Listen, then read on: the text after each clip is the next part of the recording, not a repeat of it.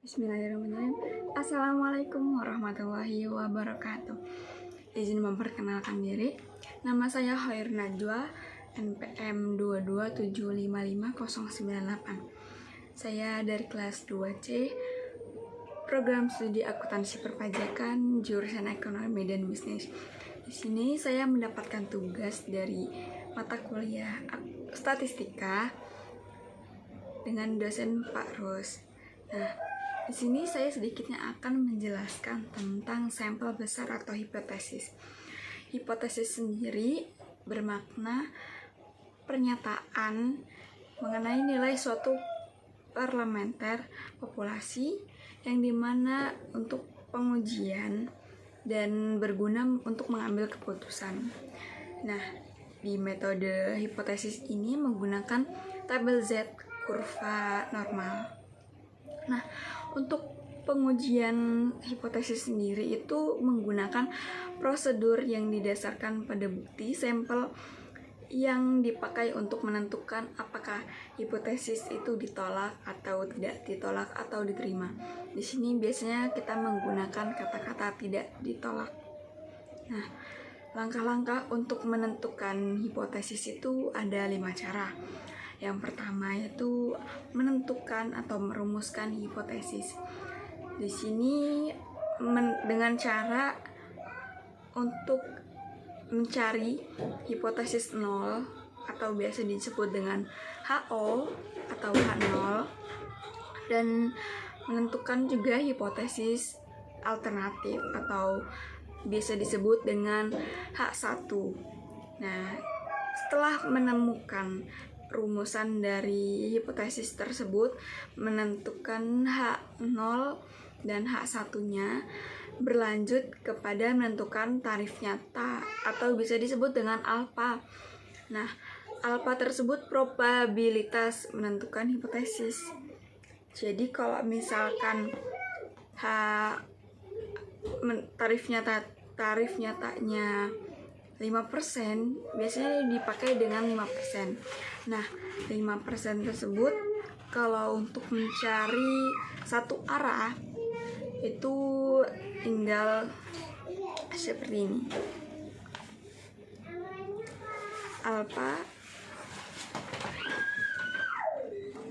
Alfanya sama dengan 5%.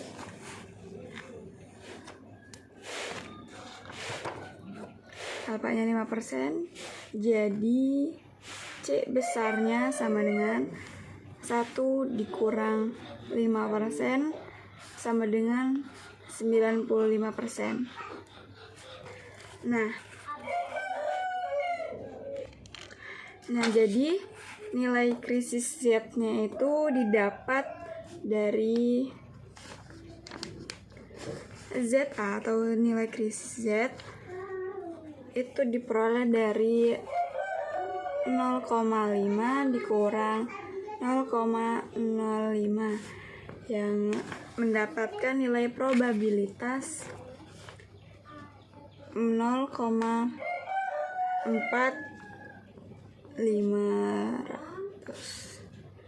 atau biasa dicari di tabel Z-nya itu 1,65. Jadi nilai krisis Z-nya itu adalah 1,65. Z-nya itu 1,65. Nah, gimana kalau misalkan nyari untuk tarif nyata di dua sisi atau ada dua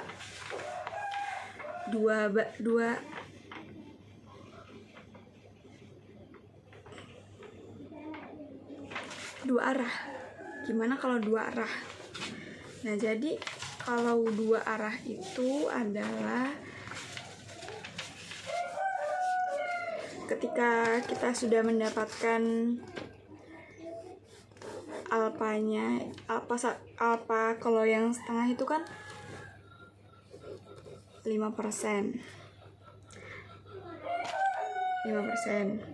Nah, kalau untuk mencari tarif nyata di dua arah itu dengan cara alfanya ini kita buat desimalkan dulu. 0,05 dikali 2.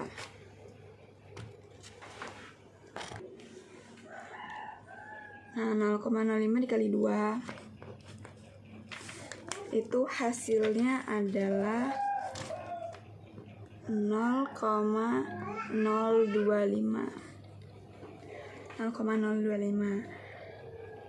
Dan karena kita mencari C sama dengan 1 dikurang 0,05, yang dihasilkan adalah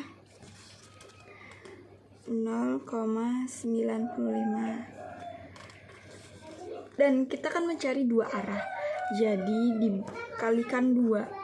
Dari hasil ini dikalikan 2. Nah, 0,95 ini dibagi 2 dan mendapatkan hasil 0,475. Dan inilah nilai nilai C-nya. C besar itu segini, 0,475. Dan kita mencari nilai nilai Z-nya. Z krisisnya itu sama dengan 1,96. Jadi kita memiliki, kalau untuk yang tarif nyata 2 arah itu Z-nya itu 1,96. Nah, dan lanjut sudah menentukan tarif tersebut, kita menuju untuk uji statistik, di mana menggunakan uji statistiknya dengan rumus Z, yaitu Z sama dengan X bar atau rata-rata dikurang nu dibagi dengan strata deviasi dibagi dengan akar dari N, akar dari jumlah sampelnya. Begitu kawan-kawan. Di sini saya memiliki contoh untuk dari yang saya kerjakan, yaitu contoh yang kurang dari, atau yang ini yang satu arah ke arah dari sebelah kanan dari nilai ujinya. Jadi kita rata-rata mahasiswa agribisnis adalah 38. Berapakah probabilitas jika IPK-nya itu kurang dari 2,75? Dan jika sampelnya itu 35 mahasiswa dengan standar deviasi 20. Tentukan nilai yang lulus atau tidak lulus. Nah, cara pertama itu untuk mencari atau merumuskan hipotesis. Dan H0 nu lebih kecil dari 38 dan H1 nu lebih besar dari 38. Itu untuk mencari rumus 1 atau hipotesisnya. Oke, sebelum masuk ke sini melanjutkan dulu. Dan tadi kan udah menentukan uji statistik di langkah 3. Dan langkah keempatnya itu menentukan daerah yang dikuasai atau yang daerah diterima, dimana H0 itu diterima atau ditolak.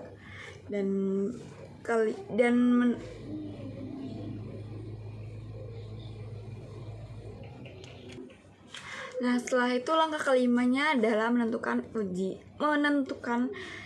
di mana yang diterima atau yang ditolaknya. Terus lanjut kita menuju contoh soalnya. Nah, setelah kita merumuskan hipotesisnya, kita mencari taraf nyata. Nah, di sini karena taraf nyatanya itu untuk satu arah, jadi alfa sama dengan 5%. Dan C besarnya itu 1 dikurang 5% sama dengan 95. Nah, 95 itu didapatkan nilai krisis Z-nya itu adalah 1,65. Dan lanjut ke uji statistikanya. Nah, masukkan rumus tadi, X bar dikurang nu dibagi standar diferensi dibagi akar dari N. Nah, kita sudah temukan rata-rata yang kurang dari 2,75 ini. Jadi rata-ratanya itu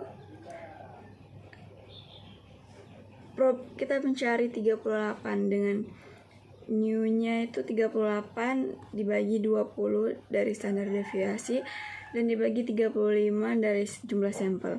Jadi kita mendapatkan 1,05 dibagi 3,38 sama dengan 0,310, dan kita mendapatkan probabilitas 0,1217. Dan kita masukkan untuk menentukan berapa besar dan berapa yang akan dinyatakan tidak lulus atau lulusnya itu. Kita masukkan 38 di tengah, terus yang ini adalah mahasiswa yang kurang dari 2,75 nilainya. Dan kita 0,5 dikurang 1 yang kita tadi temukan probabilitasnya 0,1217 sama dengan 0,3783 sama dengan didapatkan 37%. Nah, dan selanjutnya itu kan menentukan daerah ini adalah daerah yang dikuasai atau daerah yang diterima atau tidak diterima di sini. Dan kita menuju ke selanjutnya itu menentukan daerah kuasa dengan nilai krisis Z-nya itu 1,65. Dan dari kriteria tersebut H0 atau Z1, H0 itu diterima dan H1 nya itu ditolak. Karena dilihat lagi kita menentukan yang kurang dari 2,75 itu di antara sini ya, atau kurang dari 38. Jadi mahasiswa yang memiliki nilai rata-rata kurang dari 2,75 adalah 35 mahasiswa dikali dari jumlah persentase nilai ini sama dengan 12,95 mahasiswa, atau bisa dibuatkan jadi 13 mahasiswa yang mendapatkan nilai rata-rata di bawah dari 2,75. Mungkin segitu yang bisa saya sampaikan. Mohon maaf jika ada kesalahan dalam penyampaian materi ini, karena di sini saya masih belajar. Mohon dibantu dan dibenarkan. Mungkin cukup sekian dari saya. Wassalamualaikum warahmatullahi wabarakatuh.